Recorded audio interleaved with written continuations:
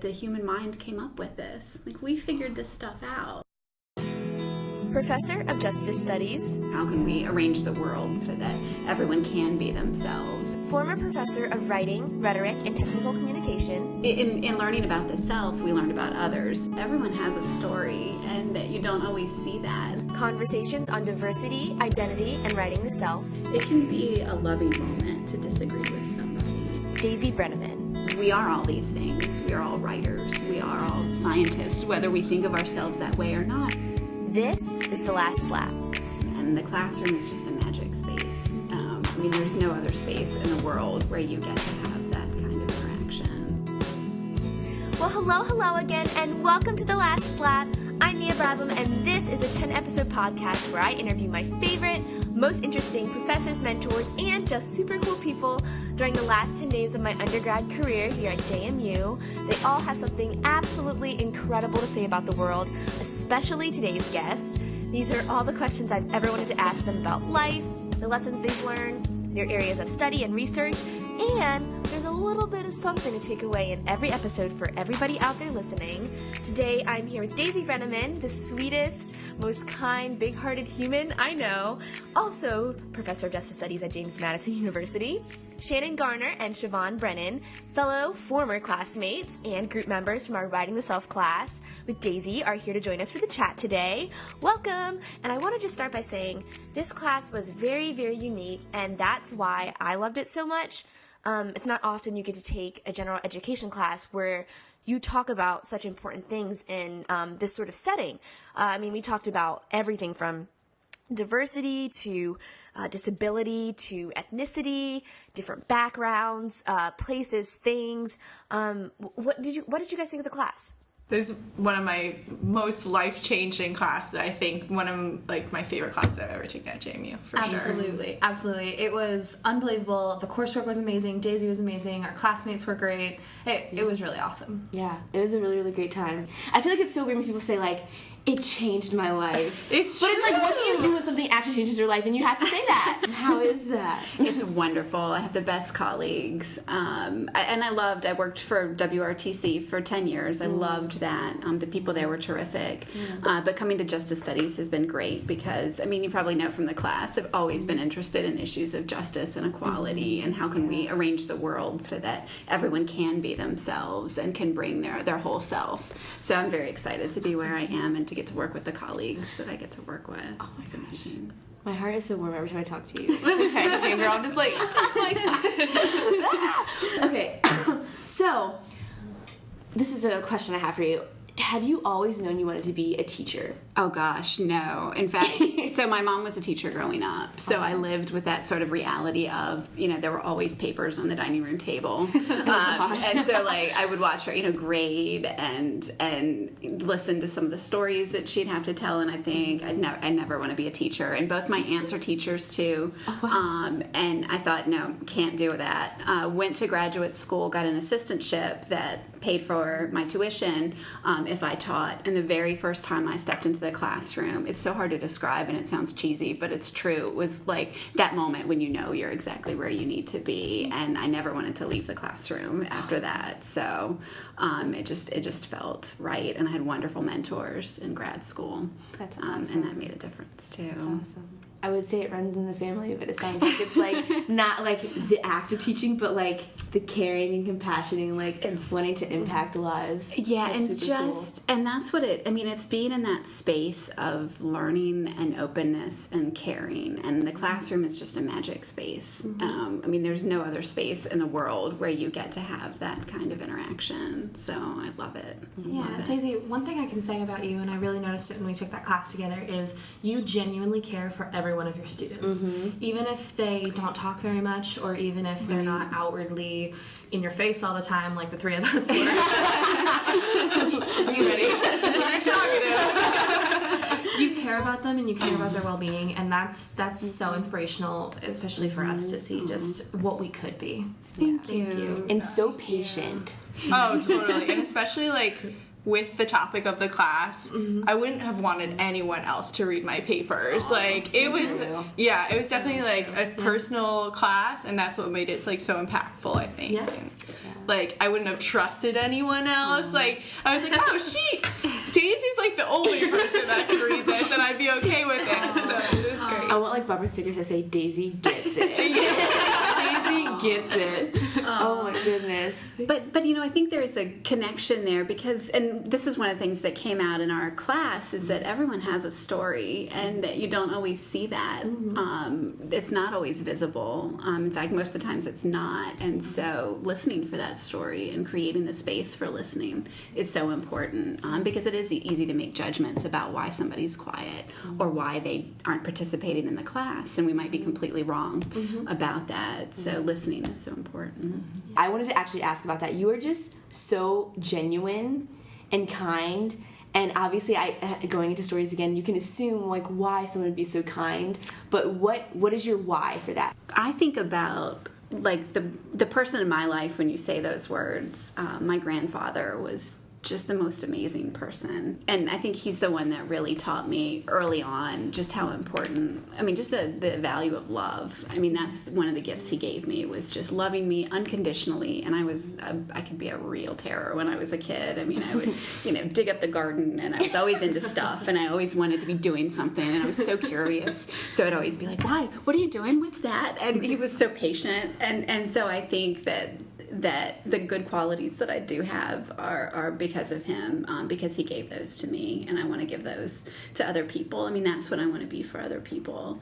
And I also had people in my life who hurt me, and I think that's part of the experience too, is knowing that people make mistakes, people do harm, and rather than countering that with more harm, is acknowledging that, wow, there must have been something painful for them that they did that. And so sort of coming from a place of understanding, but then really thinking about what you want to be in the world and what you want to be for other people. I love that. I had this cover photo for so long. But it's like my favorite quote, and it's like, when life is sweet, say thank you. When life is bitter, grow. Yeah. I love that. It's like everything's a lesson. Yeah, and that's something we saw in our stories that we read, our stories that we wrote, that time and again it's those challenges and the difficulties that really shape us and test us, and it's emerging from those, and it's emerging from the mistakes that we all make, and going, well, that doesn't decide anything about me or who I am. I can learn from that and be better. Yeah. Definitely, like, the papers you wrote, the books you read, like, made you reflect on yourself, and like, I know I grew from like just taking that time to look at yourself, especially in college when you're like, I don't know, it's so much outwardly, like, you have to like interact with so many people to like take the time in the class, like look deeper at yourself. You learn so much. Like, I still like reflect back on some of the stuff we read, or like you know, things we wrote, whatever. Absolutely. I think for me the biggest thing was the video presentation. Not only like understanding myself through that, but also hearing other people's stories. It was unbelievable, and I loved every second of it. Yeah. Wait, I don't think I ever told you this. I just realized this after you said this, Shannon. But okay, so my video that I made was Leap. I got a tattoo of that from that class. Oh my because of how much that meant to me. I'm gonna cry. I forgot. I'll show it to you. It's like here, but I don't think I ever told you that. No. I forget sometimes. Wow. But yeah. I still remember your presentation. I still remember a lot of them, and like they were like they were so powerful to like have people stand up there and like show their stories to a class full of people that we kind of knew, you know? Because you fostered that environment, and you fostered that everyone is equal here, and everyone should be as comfortable as possible, but you don't have to be.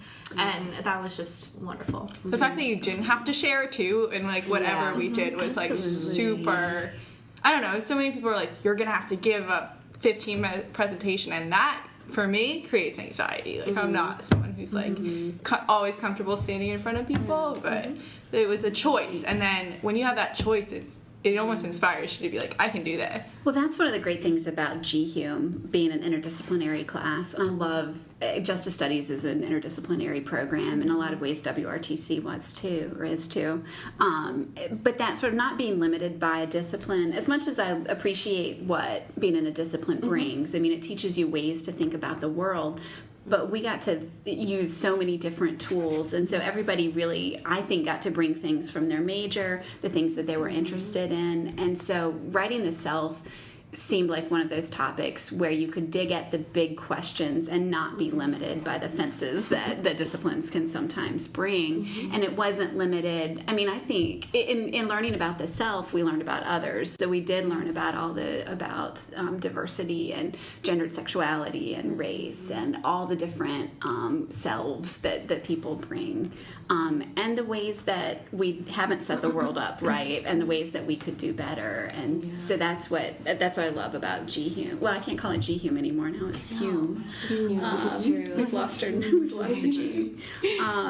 But I think that was one of the great things about the class. Having that freedom. That's awesome. Actually, to build off of that, so it was called G-Hume for listeners who don't know. It's general studies or general education, but they dropped that officially to just sort of take the stigma off of it. And I really want to talk about this because I feel so passionate about general education.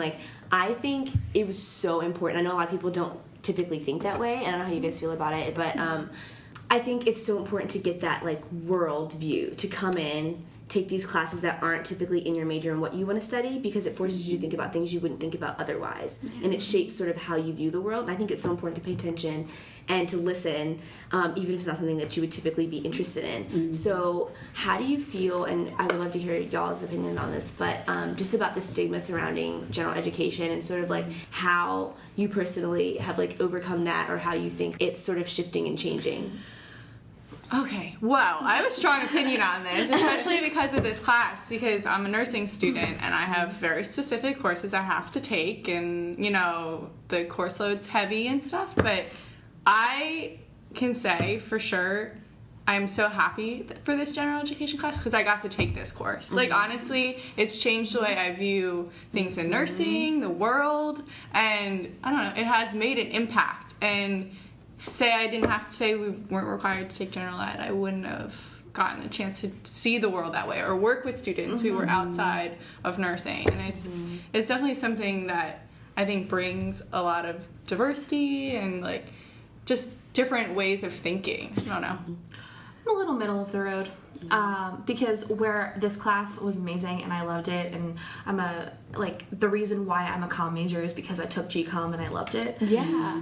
So I did have those experiences, but I knew that I was not going to be a science or math kind of person. So having to take those science and math classes, they still give me nightmares, to be honest with you. I could agree with that. That G-Sci 101, that's not my thing. I know, I took G-Biz. I was like, I don't know. I'm like, that's a credit card. I don't do that. Ideally, it would be you have to take 10 gen ed classes, but you can pick which 10 gen ed classes you could take. I understand why they do it, though, is because I am graduating, and I feel like our degrees are worth a lot more because we do have that well-roundedness about us. Yeah, absolutely. Yeah, I mean, I think one of the most painful phrases as a teacher is it's just a gen ed. It hurts. That and when people are like, why is this so hard? It's only a gen ed. Yes. It's still a class. Yes. College. Yeah. It's college. Right, yeah. And I think, I went to Mary Washington, so I went to a small liberal arts college, so I've always been a believer in the value of a liberal arts education, and this is something I stress even in the major classes that I teach, is that it is so important to have those kinds of communication skills, critical thinking skills that you get through gen eds. I love liberal education. I love the idea of the human community. We're here to learn about what it means to be human, and we are all these things. We are all writers. We are all scientists, whether we think of ourselves that way or not. Think about how many things in a day that we test out. We try on an outfit, and nope, this didn't work. That's a scientific experiment, right? And we're just conditioned to think, I don't like science, but I love science. I'm an English person. I love science. I love math. When I did calculus in high school, I thought it was beautiful. It was like poetry. The idea that the human mind came up with this. We figured this stuff out. And there's such a beauty to that that I think gen eds bring us. So. I never thought about that. I definitely think really cool. that class expanded my world. I'm not a poet, and my final project was a book of poetry. I don't know what I'm doing. Snaps. But I did did it, you know? I don't know how to make a video, but we made one. Like, we figured it out. So 24-hour room. it's incredible, like, if you set your mind to something, what you can create. I don't know. That's very true. Is there one topic that you really love to delve into and explore? That's tough. I've been doing a lot with disability, just because it's so often it's left out of conversations about diversity, and again, not to isolate it, because it is important to talk about disability in context of race and gender and sexuality and class. It's a very different thing to be disabled and poor in America than it is to be disabled and have money. And so to acknowledge the differences. And so I teach a class called Justice and Disability, where we get a chance to examine those issues. But I think there are a lot of questions we need to figure out about disability and how to bring that into the conversation, not to dominate, not to become like everything should be about disability, but how to really look at it in an intersectional way, so that when we're talking about issues, we are really thinking about all the ways that people have been silenced and left out of the conversation, and how we can bring them back in. That's awesome. I've really started to see the danger of sort of the dividing out issues of identity and diversity, because if we're not examining them all together, we're really missing the big picture. And so really seeing the ways that forms of oppression intersect. But and sometimes people think like, oh, that's terrible when you think about the matrix of oppression, but there's also the matrix of resistance. I mean, we are stronger together. So I always think about it as like the bundle of sticks. You know, you can snap one stick. You put them together, you are not breaking that. So just the power that there is when we all get together and go, look, we're facing this, you might be facing this. Let's tackle that together and let's address that together. So I try to think about that when I think about that yes, there are things that maybe my heart is closer to, but where my heart really is figuring out a place where we can all love each other and all be equal and all exist in ways where we can be authentic. So it's about creating that. Is there a favorite book out of all the books that we read in the class? This is hard. I'm going to ask you to pick your favorite child again. I think we might be a little biased because all three of us were in the same group, but I loved Running with Scissors. Yeah, It was a great book. It was just so We ate dog food for that project. Daisy, we were into that class so hard. That's dedication. I forgot about that. Oh my god. That happened. I just remember my mom being like, oh, I read that book in high school. It's a weird book. I was like, thanks, Mom. That's a great first impact. It was Ari. Ari was the one who came up and in front of the class ate the dog food. Shout out to Ari. She was so great. Oh my god. Yeah, no, that was just so interesting. Yeah. I loved the book though. I really did. I loved it. It was almost unbelieving because as you were reading the book, you were like, this couldn't have happened. And then you realize that like, it really does. This kind of thing could happen. And just being able to step outside of my own like little sheltered comfort zone was incredible to my personal well-being. My favorite was, I really enjoyed Blind Rage. I thought, Happy to hear that. yeah, no, Blind Rage is that was great. one of my favorites.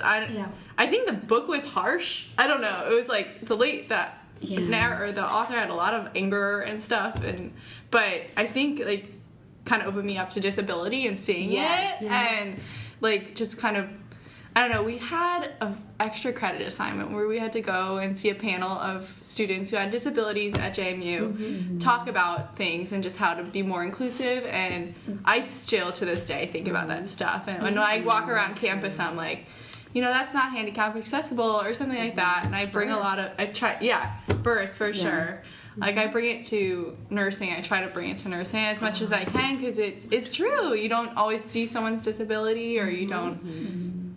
If you don't necessarily have that disability in your life, it's hard to kind of have that mindset or sight to see that. So I don't know, to kind of open yourself up to it, and I think that's what that discussion we had about the book even brought to.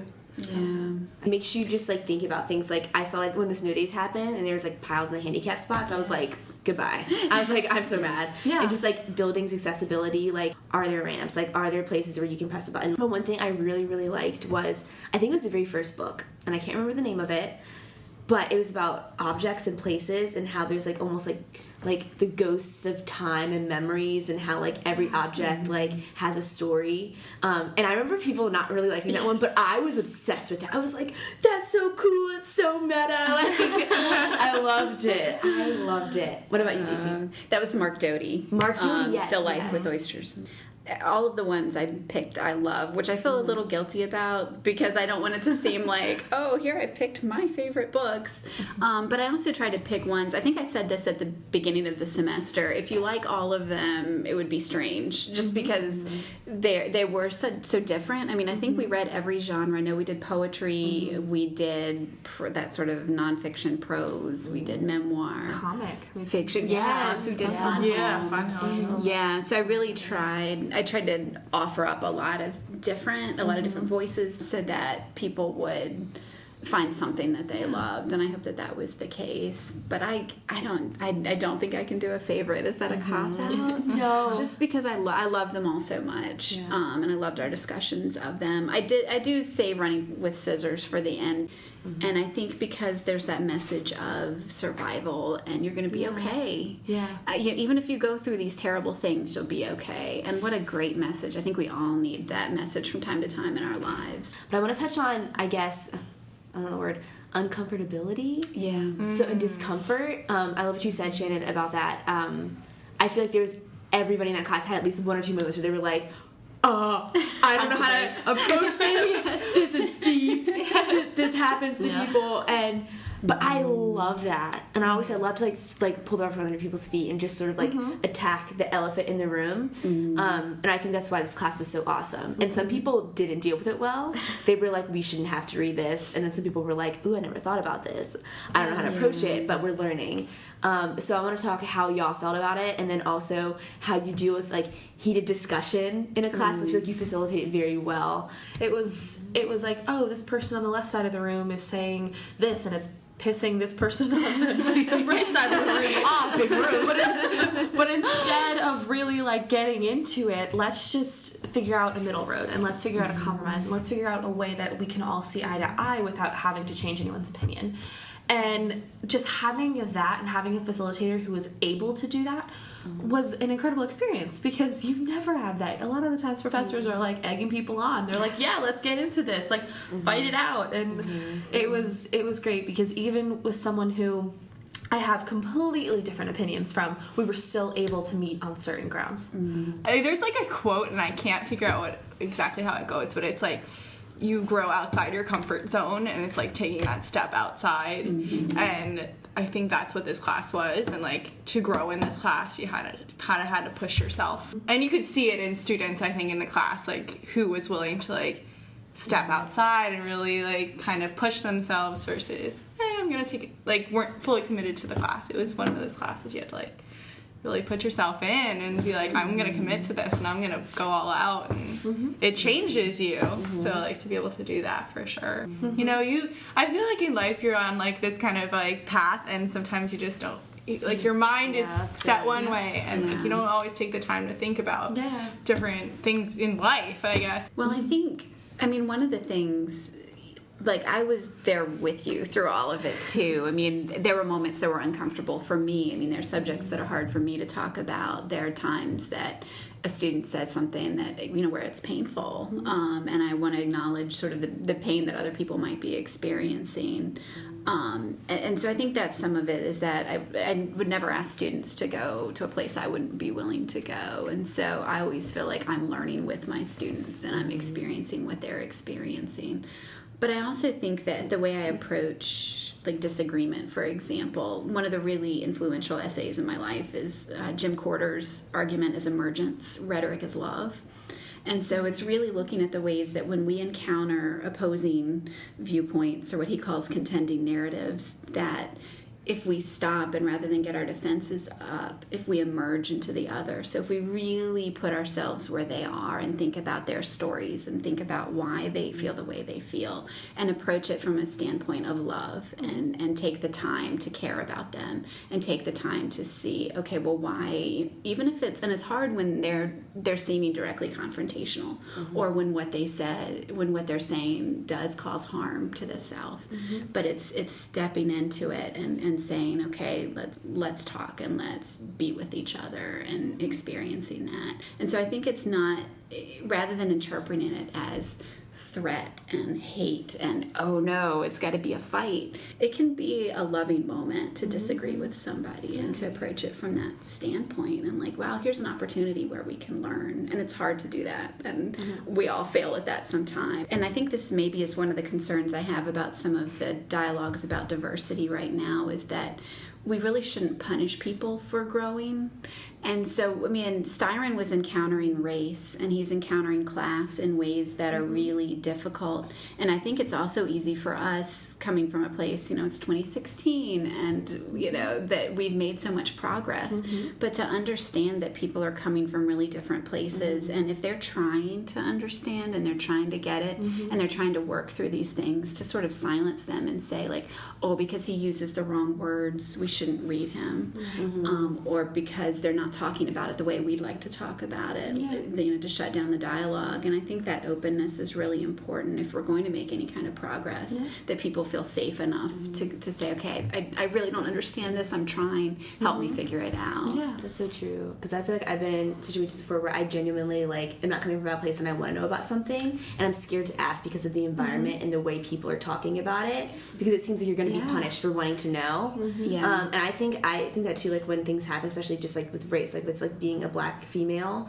and when things come up and people say things, it's not, I feel like a lot of people take on the viewpoint and I guess the perspective of like, you don't know this, so I'm going to tell it to you, instead of like, you don't know this, so I'm going to teach you. And I think there's a huge difference in how you approach it, because unless someone's attacking you, why would you want to punish them for saying something? And it's a chance for you to tell someone, for them to tell someone else, so that sort of stigma or whatever they're saying stops. Right. So I think that's what you said is huge. It's not about punishment. Yeah, and it's also, we don't want to flip the other way. Like Georgina Klieg talks about this in Blind Rage, where she says, I don't exist to educate normals, but at the same time, there does need to be a sense of let's learn together. And if we all are saying, if someone's owning their responsibility to learn, then that's a big thing, and to recognize that and acknowledge that, I think that's important. And that's so interesting. It's true. It's like you have to a certain degree, you need to educate yourself, because it's not other people's job to tell you something.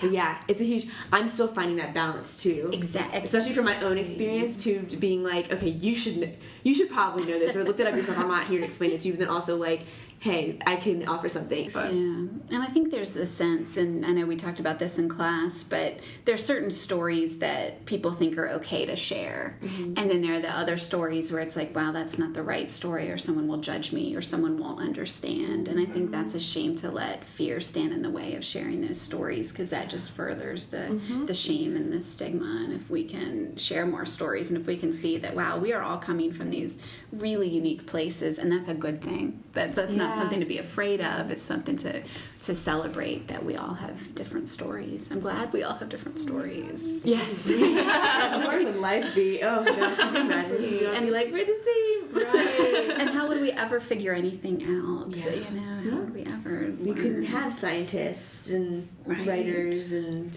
all these different people, so... All right, we have one more question, and then we move on to speed round. What's a speed round? You guys are going to laugh. Okay, so obviously we talked about it. Our class was G. Hume, writing the self.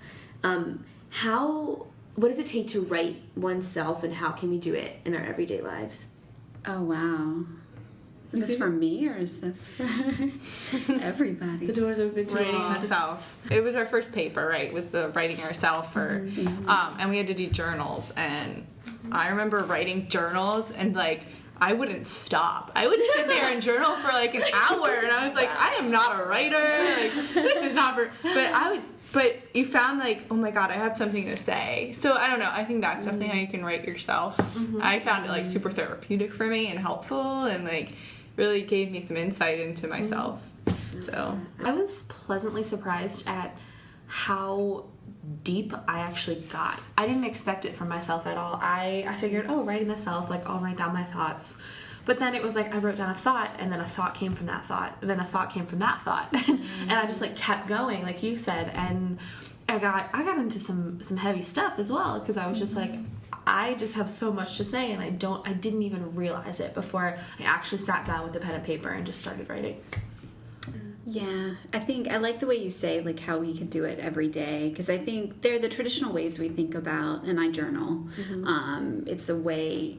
For me, it's also a really great checkpoint. Like, if I'm upset about something, sometimes when I write it down, I realize, oh, like, it's really not that big of an issue, or the thing I thought I was upset about, it was really something else. It's also a space where I feel like so much gratitude comes out in my journal. Like, when I just think about the people that got me to where I am, and the people that every day make my life amazing, and the people I love. So it's one of those spaces, and that's what I think is interesting too about writing the self, is that for me there's always that gesture towards others, that the more we know and understand and feel comfortable in our own skins and feel okay about ourselves, then that's when we can reach out more to others and start really thinking about what we can offer to them. And that's a little bit backwards, because I think we tend to think of giving people as selfless. That's such a strange word, selfless. But I think very often the people that give the most are the ones that do take time to also nurture themselves, and that self-care is so important in social justice work, but also in any kind of work that we're doing. But I think in a lot of ways we write ourselves in every moment that we live. I mean, everything we say, everything we do, even the way we are with people in the spaces that we're in. And I think, loving somebody else, loving everybody else, that's the best way to write ourselves. Yeah. Oh, I love it. My heart is so warm. I love the way you write yourself, too. I mean, you write yourself in such a generous way that even now what you're doing, that idea of sharing with other people, that's so generous. My heartstrings. Thank you. I appreciate that. I think what you said of like writing the self, and how it's not always about like that pen and paper. Like, we use our mouths to scribe, and I feel like we can write on others, and we have to allow others to like write on us, which is really cool. So I love the class, and I love this, and this is fun. You know, talking, and I feel like everything everyone has said is just like filled me up. I love that. I love talking about things. But okay, so we're gonna jump into speed round really quick. I love this. I call this speed round, not so speed round, because they're really short, the shortest questions, but it's like, whoa. I'm going to take a second to think about them. But I always give the advice. There's going to be a lot of things that might come to your mind, but maybe the first thing, because I feel like there's something that's significant about like the first thing that pops into your head. So, are you ready? Ready, set. Favorite moment of undergrad? I just have, it's rose-colored glasses, but I just loved everything about Mary Washington. It was such an amazing space. I had the best professors. So I feel like I'm copying out again, but every moment of undergrad. I love it. Okay, favorite moment at JMU? Oh my gosh. I mean, I think maybe it is that first. Karen Sproles was the professor that was my mentor for the assistantship, and she's the one that put me into the classroom, and there really was something magical about that very first moment. It was her class. It was a English literature class, and just that moment of stepping in. It was in the basement of Kiesel. I remember it like it was Kiesel yesterday. It was in the pool, yes, and it was over a decade and a half ago, and it's so vivid in my mind. That's amazing. I can't wait. I wonder what moment will emerge for all of us. Yeah, I don't know. Thinking about that one, it's so vivid, like you said. It's gonna be awesome. Okay, so your heart song, and this is my favorite question. Okay, so it's not your favorite song; it's like you as a song, your spirit song. Oh, that is so hard. This is gonna be so cheesy. Say it. I love Van Morrison, Brown Eyed Girl. That's so perfect. And I think about my husband, and he's my everything, and so yes. Okay, your cry song. So a song you cry to, or a song that makes you cry the most? Oh, that's hard. Okay, so this again, going back a little bit of a ways. She Talks to Angels the Black Crowes. Maybe you don't know it, but that's a it powerful isn't there, song. But yeah, and we sang it at my at a high school reunion, and we sat around. It was midnight, and like it was the handful of us that stayed. And I have a friend from high school who plays guitar professionally, and he played guitar, and we sang that song. It's great. I'm gonna listen to it. I need to make a playlist of these, like the ones everyone said. Okay. I love this. The moment or a moment you felt most alive. I was 15, and so my husband and I, he was my high school sweetheart, in his car. He had a 78 T-Bird with a moonroof, and like driving down 42, probably a little bit faster than the speed limit, but with the air coming in and holding hands, and yeah. I'm so emotional. I'm like nostalgic with you. Okay, how do you overcome fear? Overcome, that word, I don't think you do overcome fear. I think you own fear and you lean into it. Yeah. Yes. Yes. Okay, if you weren't a professor, what would you be? I would not exist if I were not a professor. I mean, it's where my heart is. It's where my soul is. I'm doing exactly what I need to be doing. So. Oh my gosh. I'm like crying in the heart. If you could win an award for anything, what would you win? Oh gosh. I don't know. At this rate, the cheesiest person ever is where it seems to be going. The funny thing about awards, and I was with a colleague, Christine Robinson, who won the Equality Virginia award and Outstanding Virginian Award, and just being there, I got to go to the dinner with her. Being there in that moment and getting to celebrate her was so amazing. So I would give people awards. I wouldn't get them. You would win an award for giving the most awards. Yeah, I agree. That's a good one, Shannon. I love it. Okay, then who would you thank in your acceptance speech?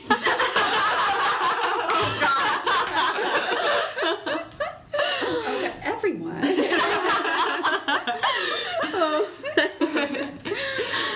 Okay, and this is the last question of our time. One piece of advice you would give to every college student going out into the world, but in only one word.